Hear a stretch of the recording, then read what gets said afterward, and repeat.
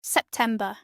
You'd think it's the perfect time to tidy up the garden, clear out all the unnecessary bits, and then, with a clear conscience, start getting ready for winter. But let me tell you something alarming. It's precisely in September that a single wrong snip with your pruning shears near an apple tree can cost you 3 years of fruit. That's right, you heard me correctly. Today, we're going to break down the biggest mistakes gardeners make with their apple trees in September.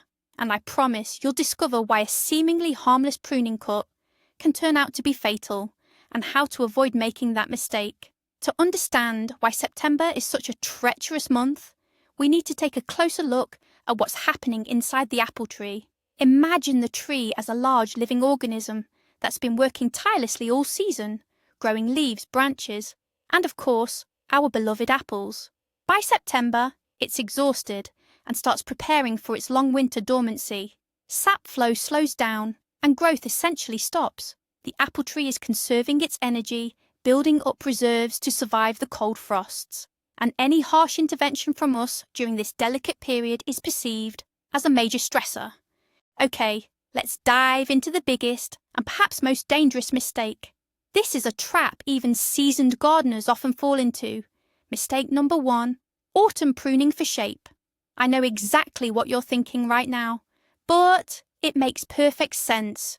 The harvest is in, the leaves are mostly gone, so it's the ideal time to tidy things up and give the canopy that perfect form. And it's precisely this seemingly logical line of reasoning that holds the key to the problem. Understand this. In September, your apple tree isn't concerned with aesthetics. It's focused on survival. All its energy is directed towards preparing for a long, cold winter. The tree is slowing its sap flow, storing vital nutrients, and essentially going dormant. So what are you doing when you approach with your pruners for a shaping trim? You're not just removing a dead twig. Oh no, you're cutting into living, healthy branches. For the tree, this isn't just a haircut. It's a distress signal. It's a serious injury. It's an open wound just as the hard frosts are about to arrive. Through these fresh cuts, precious moisture leaches out, but more importantly, they become wide-open invitations for diseases and frost to penetrate deep into the wood. So what happens next? Well, as soon as the tree receives this distress signal, it activates its internal emergency response system. Imagine an alarm bell suddenly ringing inside it. All the processes aimed at preparing for dormancy abruptly halt. Instead of peacefully settling down for its winter rest, the apple tree receives an urgent command. Attention! Part of the canopy is lost. Immediately mobilize all reserves and grow new branches. This is an ancient survival instinct, incredibly effective in spring or early summer. But come September, this very instinct turns deadly. The tree starts to squander its precious sugars and nutrients, resources it diligently saved all summer for winter survival. It's using these reserves not to strengthen its roots and bark, but on completely senseless new growth, given the season. It's like forcing a marathon runner, having just crossed the finish line and ready for a well-deserved rest, to run another sprint. Their strength will be depleted, and the results will be devastating. And this is where the real tragedy unfolds. In response to this stress, the tree frantically produces young, tender shoots at the tips of its branches. Lush, green, and bursting with life, they are nonetheless utterly vulnerable to the approaching cold. There simply isn't enough time for them to harden off, to develop the thick protective bark needed to withstand the frost. They're like soldiers sent into battle without their armour. The very first light frost, a slight dip below freezing, proves to be a death sentence for them. The icy air simply ruptures their delicate cells. They blacken, shrivel, and ultimately perish. So, what's the ultimate consequence? The tree hasn't just squandered precious energy growing them. It's also left with new dead sections in its canopy. Come spring, these dead shoots won't miraculously revive. They'll simply remain dry, brittle twigs, becoming a breeding ground for diseases and further weakening an already struggling tree. This is a devastating double blow to your apple tree's health. So, where does that daunting figure, 3 years without apples, actually come from? This isn't just an urban legend. Sadly, it's a very real scenario. You see, an apple tree is remarkably forward-thinking. It develops flower buds, the precursors to apples, not only for the upcoming season, but for the one beyond that as well. These buds form on special, short branches known as fruiting spurs. They appear as small, often gnarled nubs. Now, when an inexperienced gardener starts to thin out the canopy in September, what's the first thing they usually snip? You guessed it, those very same unassuming little branches they mistake for deadwood or unnecessary growth. By doing this, they're inadvertently wiping out the harvest for not just one, but 2 or even 3 seasons to come. It's like discarding seeds that were meant to be planted years in advance. It takes a significant amount of time for the tree to regrow these vital fruiting structures. Now the full picture emerges. Imagine the state of an apple tree after such care. Firstly, it's weakened by pointless autumn growth and a huge waste of nutrients. Secondly, it's been ravaged by frost, which attacked its fresh cuts and delicate new shoots. Thirdly, it's been stripped of most of its fruit buds for years to come. What's a tree in this condition going to do? It'll naturally go into survival mode. How can you expect any harvest when it needs to heal its wounds, fight off diseases that entered through the cuts, and recover its strength? For the entire next season, and possibly even 2, the tree will divert all its energy. Instead of flowering and setting fruit, its sole focus will be on repairing its wood and generating new vegetative growth. It will simply be surviving. Only by the 3rd year, if you provide proper care, might it finally muster enough strength to set a proper crop again. So, just one incorrect snip with your pruning shears in September can unleash a cascade of events, devastating your future yield. But pruning isn't the only enemy your apple tree faces in September. Let's talk about feeding. This is the second biggest mistake, often made hand in hand with improper pruning. Many gardeners think, the tree just finished fruiting, it's exhausted, so we need to give it a good meal to help it recover its strength. And that's when they reach for their most popular spring and summer fertilizers. And what's the go-to? You guessed it. Nitrogen, ammonium nitrate, urea, manure. These are all excellent fertilizers, but they're completely wrong for fall. Nitrogen for a plant is like a strong cup of espresso. It stimulates, invigorates, and pushes it into active growth, producing green foliage, leaves and new shoots. Giving your apple tree nitrogen in September is committing the exact same offence as improper pruning. You're artificially pulling the tree out of its natural dormancy, forcing it to grow just as the frosts are about to hit. You're essentially shouting at it, "Don't sleep, work, grow," at a time when its entire being is yearning for rest. The consequences will be identical. The growth of weak, unripe shoots that are guaranteed to die over winter, and a pointless depletion of the tree's precious energy. So, should you completely stop feeding your apple trees in the fall?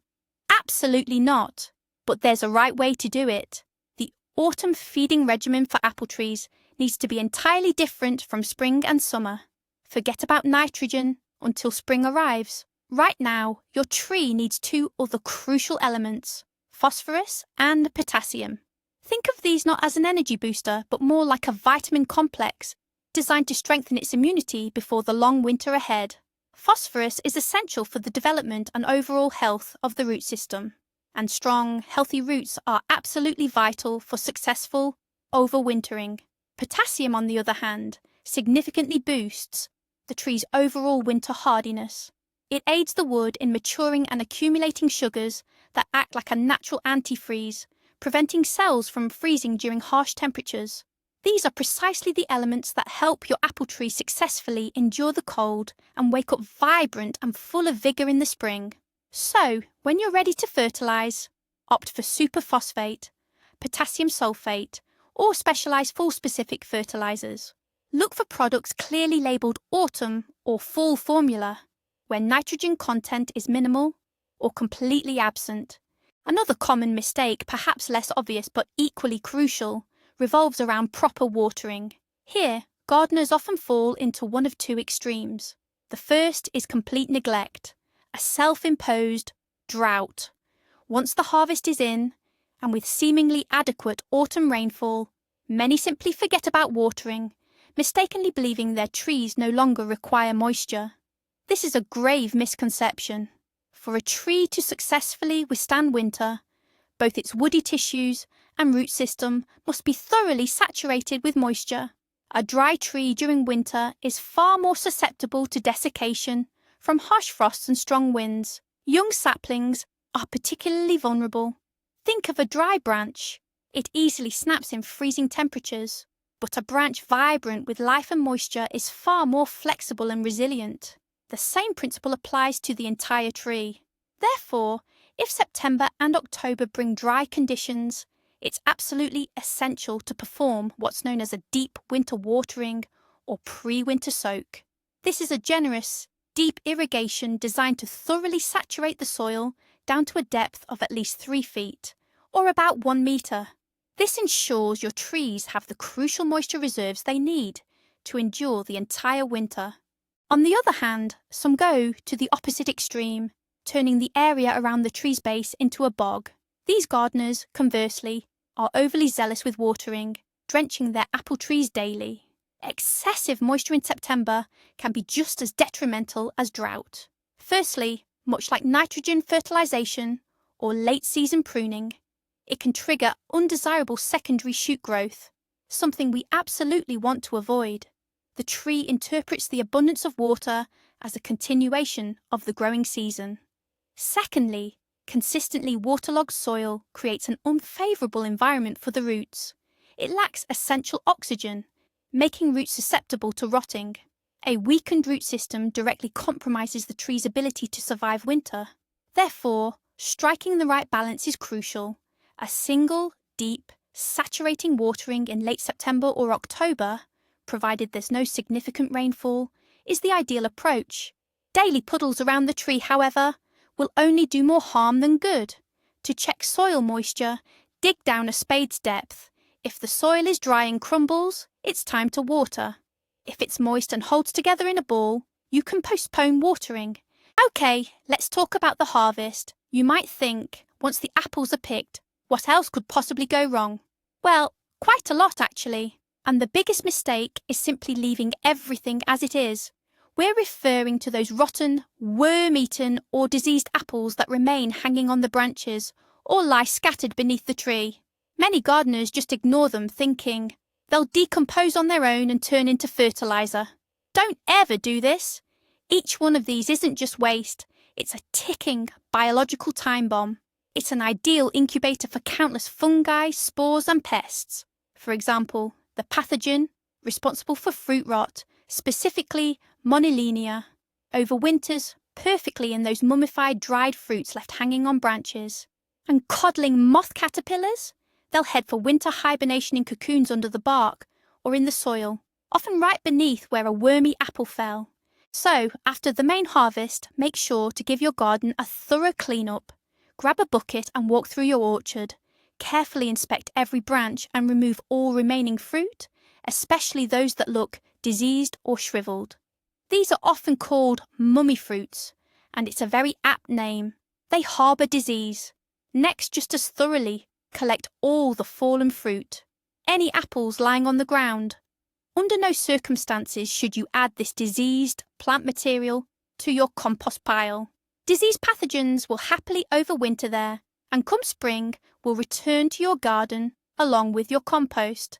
These diseased fruits should either be buried deeply away from your property, or even better, burned. Yes, it's a bit of extra work, but trust me, it will save you a tremendous amount of time and energy next spring when you won't be fighting an all-out war against the diseases and pests you essentially invited to stay for the winter.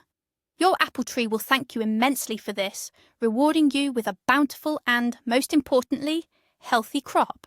Another problem, closely intertwined with the previous one, revolves around fallen leaves. Gardeners often hold differing opinions on this. Some see them as a natural blanket and excellent fertiliser, protecting roots through winter, and in a wild forest that's absolutely true. But our garden is not a wild forest. It's an artificial ecosystem, with high planting density leading to a high concentration of various diseases. Leaving fallen leaves under an apple tree for winter is essentially laying out a cozy warm blanket for pests and disease pathogens. It's like telling them, "Winter well, dear friends, gather your strength, and come spring, attack my tree with renewed vigour."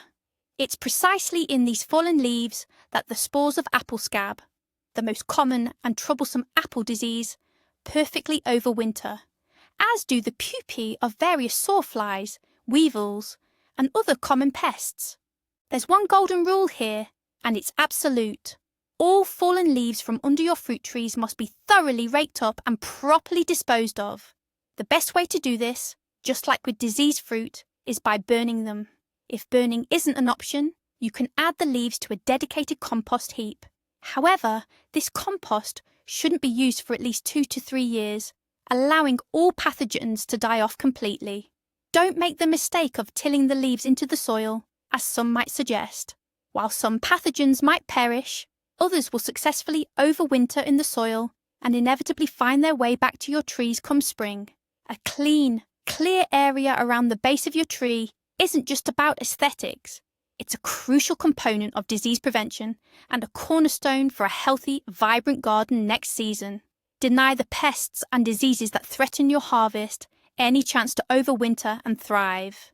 But here's a crucial mistake often overlooked even by seasoned gardeners, especially once their apple trees are well established. They completely neglect protecting the trunk. You might think, what could possibly happen to thick, sturdy bark during winter? But in reality, there are quite a few dangers. First and foremost, hungry rodents pose a significant threat. During winter, when food is scarce, the young, succulent bark of an apple tree becomes a real delicacy for hares and mice. Younger trees are especially vulnerable. Hares can gnaw on the trunk up to 1 metre high, while mice will attack it at ground level, often hidden under the snow. If they chew off the bark all the way around the trunk, a process known as girdling, the flow of sap will stop, and the tree will most likely die. This kind of damage is essentially a death sentence for an apple tree. That's why you absolutely must protect the trunk and lower branches. However, rodents aren't the only winter menace to tree bark. There's another, equally treacherous adversary, the sun. That's right, the sun itself, especially in winter and early spring. The period from late February to early March is particularly hazardous. During the day, the intense sun significantly warms the dark bark on the south and southwest sides. The tissues beneath the bark awaken, and sap begins to flow. But then, a severe frost strikes at night. The water in these reawakened cells freezes, expands into ice, and literally ruptures them. As a result, long, vertical fissures appear on the bark, what we call frost cracks. These are extremely serious injuries. They not only weaken the tree, but also provide open gateways for diseases and pests. While older trees with their thick, rugged bark are less susceptible, young apple trees with smooth trunks are at the highest risk. So, how do we protect the tree trunk from all these potential threats? There are several methods, and combining them often yields the best results. The simplest and most well-known approach is whitewashing. However, it's not just any ordinary whitewash. You need a special garden-grade blend. This mixture should be thick and viscous enough to withstand the first heavy rains. The white colour reflects sunlight, preventing the bark from overheating. Additionally, good quality whitewash often contains copper sulfate and other fungicides. These ingredients disinfect the bark and eliminate overwintering pests. You should whitewash not only the main trunk but also the bases of the large scaffold branches. The best time to apply whitewash is in late autumn, on a dry day, when temperatures are above freezing. However, whitewashing alone won't protect against the sharp teeth of rabbits or hares. For young trees, mechanical protection is essential. You can wrap the trunk with special plastic mesh, burlap, garden fleece, or even old nylon tights.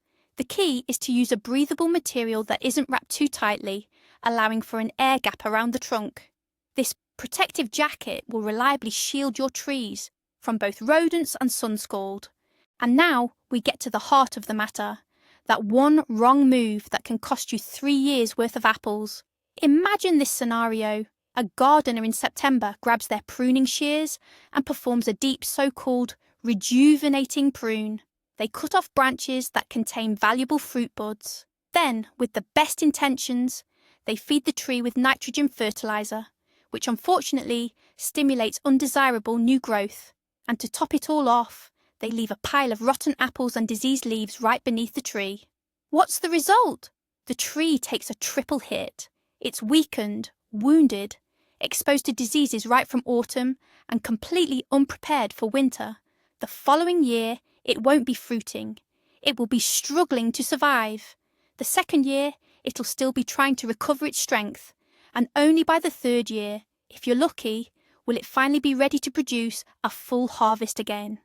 That's how one single misstep, compounded by other errors, can lead to a real disaster for your apple tree. So, let's recap. September is not the time for new projects for your apple tree. It's strictly about preparing for its long winter sleep. Our motto for this month should be, first, do no harm. Put those pruning shears away. Forget about nitrogen fertilizers entirely. Ensure moderate watering. Clear away all debris and protect the tree's trunk. Your main task is to help your apple tree transition, peacefully and well-nourished, into its winter dormancy. Thank you for sticking with us until the end of this video. I truly hope these tips help save both your harvest and your sanity. If you found this information helpful, please don't forget to hit the like button and subscribe to the channel so you won't miss any future gardening advice. What common mistakes have you made with your apple trees in autumn? Or perhaps you have your own secret tips for getting your garden ready for winter. Share your experiences and insights in the comments section below.